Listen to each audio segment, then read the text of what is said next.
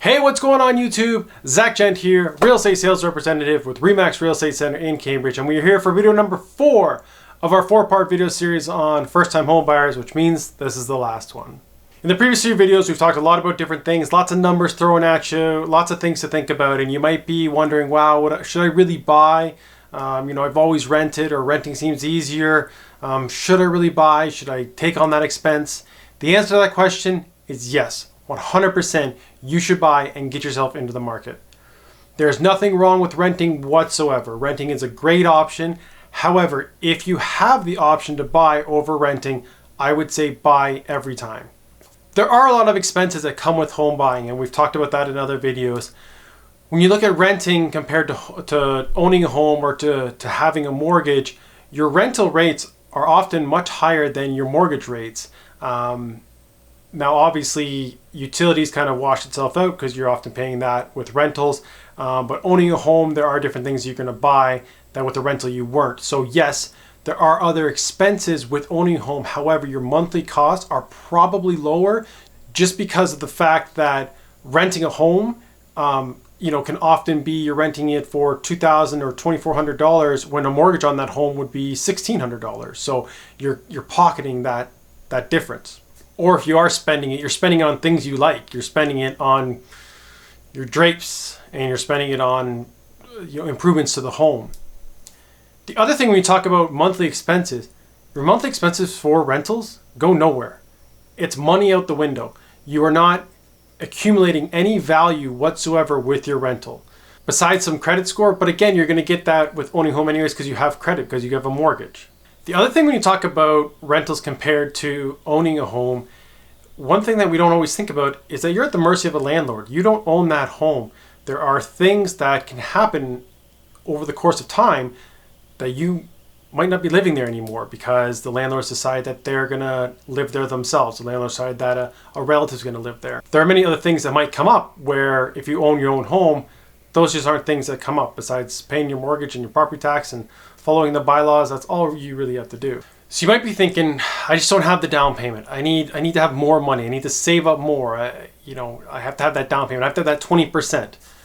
Obviously, if you can get to the 20%, great. We talked about in other videos why that's a positive thing, but it's not a necessary thing. There's a great saying out there that you'll never outpace the market, and it's true. Let's say you have 5% down. Let's use our $400,000 value of a home that we've been using all along. 5% of $400,000 is $20,000, okay? On average, in Ontario, especially in Southern Ontario where I live, home prices are going up by 5% a year. Yes, even during this COVID time, house prices are still climbing and still going up.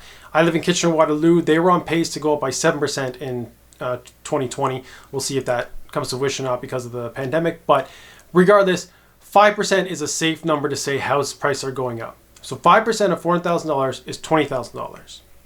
If you were to say, oh, next year I want to save up another 5%. Okay, I'm gonna have that $400,000 home, but I want 10%, so I need to save up another 5%. Well, the home will have gone up by that 5%. So next year that same home is worth $420,000. Yes, it's only the 5% of that is only $21,000, but now you're paying more money for the exact same home just because you waited a year, and you're not really making that much of a difference when it comes to your down payment. So you'll never outpace the market. So obviously if we can get to that 20%, great. But if you don't have it and your idea is just keep saving up save up more and more every year, you're just not going to get there. So the idea being, if you have 5%, get in the market and get going. My boss at RE/MAX Real Estate Center has a great saying that says, the worst time to buy is 5 years from now. The best time to buy was 5 years ago. So it's really the truth. If you wait now, by the time you're ready, things will catch up to you. Obviously, I'm not sitting here saying you need to rush in and not think about everything, of course. But if you're ready to go and you've got to have a little bit of cold feet, and your idea being, well, I'll just wait one more year. I'll wait one more year. I'll rent another year.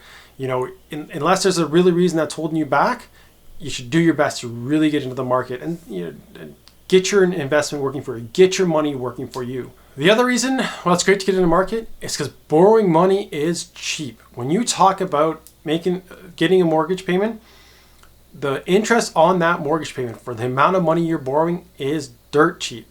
You're talking about on average 2.7%. Even right now during COVID, we're down to like 1.9%.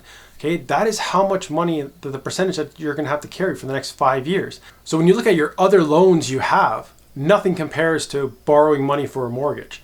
Okay, the only thing that's kind of relevant or kind of in the same ballpark of like the 2 point something or 3% is a car. So most car loans are kind of around that 2%. A couple of years ago, they had 0% financing. But the second you drive that car off the lot, it's worth half the value of whatever you paid for. In a home, it's the other way. You get into a home, you're paying 2.7, 2.5, 2% interest on your loan. It's only going up for you and it's working for you. Okay. The other reason that I think it's very, very valuable to get into the real estate market is the potential you could do with a home. Now, rentals, as in owning a home and renting it out to someone, you being the landlord, is not for everybody. But it might be something you want to think about. So if you were to buy a home strictly as a rental, okay, I own a home right now. If I want to buy a second home just as a rental, I need 20% down payment for that. However, to buy your own home, you need 5% down payment. So if I was to buy my first home, my starter home, you as a first-time home buyer are buying your very first home, and you keep that home for, let's just say 5 years. You keep that home for 5 years. In that 5 years, it has gone up arguably 5% every year. So that original home that you bought that was $400,000, maybe it's worth $440,000, $450,000, $480,000. You know, you've accumulated quite a lot of equity. And when I say equity, that is the difference between the money the house is worth and the amount of money you owe. So if you buy a home that's $400,000, when you go to sell it, it is worth $450,000, and you still owe to the bank $250,000. Well, there's a $200,000 gap between the money you owe and the value of your home. So that would be your equity. Now, you don't really walk away with that $200,000 because of expenses and different things, but you know, that's your equity. When people talk about equity in their home, that's what they're talking about, the difference between the amount of money they owe and what the value of the home is. So now let's say you decide to buy your first home and you're looking to move on 5 years down the road, but you like the idea of renting. You like the idea of possibly having some extra income. A trick you could do is take the equity out of your home, and that becomes your down payment for your home in the future. Okay. Now there's tricks with that, and that's not as easy as it sounds, but it's a possibility. Okay. So, you know, you paid 5% for the home you're in now. So home A, you're going to hang on to home A and rent it out for $2,000 a month, but you need a new place to live. So you want to buy home B. You're going to take the equity, whatever 20% of home B is, and that becomes your down payment for home B. Okay. Again, there's a few different tricks with that, but a great mortgage advisor will lead you on the right path for that. But that is an option. So you hang on to home A. Now, why would you do that? Doesn't make any sense to me. Why would I have another home that I got to worry about tenants and this thing and that thing? I'm going to show you a sheet in a sec that I think will really open your eyes about the value of home and the value of a home as an investment compared to any other investment out there. All right, so just want to show you guys this quick sheet, and this is something you guys can get from me if you send me an email, or even I could do it with you over a virtual platform of some sort. So let's highlight the importance of real estate and I think investing in real estate. So we're just going to use a fake address here, 123 Main Street, that we got for $400,000. Our down payment, so because we're going to rent it out, it's going to be 20%, right? So if you're renting it out, it has to be 20%. If you're doing it for investment purposes, if you're going to live there yourself, then that's you can do anything. I mean, you can do obviously over 20%, but if it's renting, it has to be 20%. Closing costs, let's just say that's going to be $6,000. So $86,000. That's our initial investment. So that is our principal investment into this property. Rental income. So I'm going to put $2,000. Okay, that's pretty average for here in Kitchener-Waterloo. Might be a little low, but that's pretty average. So our mortgage, the mortgage we need is $320,000, right? 80 minus 4 is 320.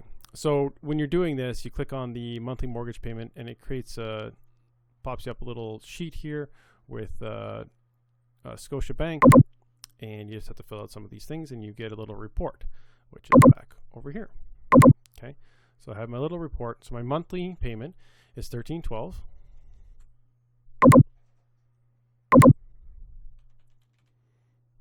Okay, so that shows you how much you pay. into your mortgage each year. Property tax, we're going to say, is $3,000. Yearly insurance, I mean, this can range. Let's just say $1,000. Just you're in the middle, probably there. So property management, this is like, let's say you were to hire a management company that would take care of it for you. So they cut the lawn, they collect the check, they do everything.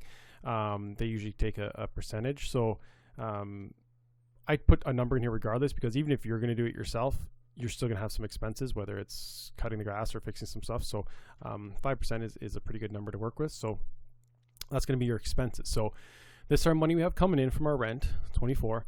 And then this is the money we have going out, so just shy of 21. So this is how much money we're making a year, right? So you're making $3,000 a year. That's not a lot of money, and that's not what we really care about, okay? So let's move down here. Return on investment. So we've got a positive cash flow of $3,000. Even if you have negative, it's fine. I mean, obviously you don't want to get crazy, but negative 3,000 would still be fine. So principal pay down 5-year average. So if we go back to our little sheet that was generated for us, and we scroll down, you see how much it's paid over 30 years. Remember, because we have 20% down, so we can get a 30-year amortization. And now here's our 5 years, okay? So remember, our rates are guaranteed for 5 years. So let's just take our median, our 3-year is $7,300 and call it $20.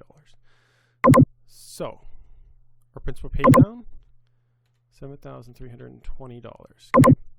Now, if the house does not go up in value whatsoever, your return on your initial investment is 12%. Okay, so our bottom number that we have down here is 12%. That is what our return is on our initial investment. Okay, now houses are always going up. Even right now in COVID time, house prices are still going up. So the average house price in Southern Ontario is going up about 5%. So if we just stick with 5%, which is a comfortable number, okay, the return on investment every year is 37%. Okay, crazy, right? Let's go 2%. 2% return on investment. So our house price going up, the house price going up is 2% each year, the value of it. Our return on investment is still 21% each year. Remember, our initial investment is this $86,000. Okay, so 21% is the value that is going up every single year. Now, again, you don't get that until you cash it out, but that is the value of your house, because remember, not only is stuff being paid down, but then the value of it is going up as well. So you can see that simple sheet, and it's available to anybody who wants to email me and get a copy of it, or I could go over it with you. That simple sheet can show you where your money's working for you and how you can ride the value of your home and hang on to it for, 5, 10, 15 years and then sell it. And then, that's all money in your pocket at the end of the day. So I hope that helps. I hope these 4 videos have helped you as a first-time home buyer, as someone who's thinking about getting into their first home. I hope this really helps you and gives you a guide and gives you some things to think about that, leads you down the path to getting into real estate and getting into your first home. As always, if you have any questions whatsoever, you can always email me. My contact information is always at the end of every video. Until next time, take care of yourselves, right?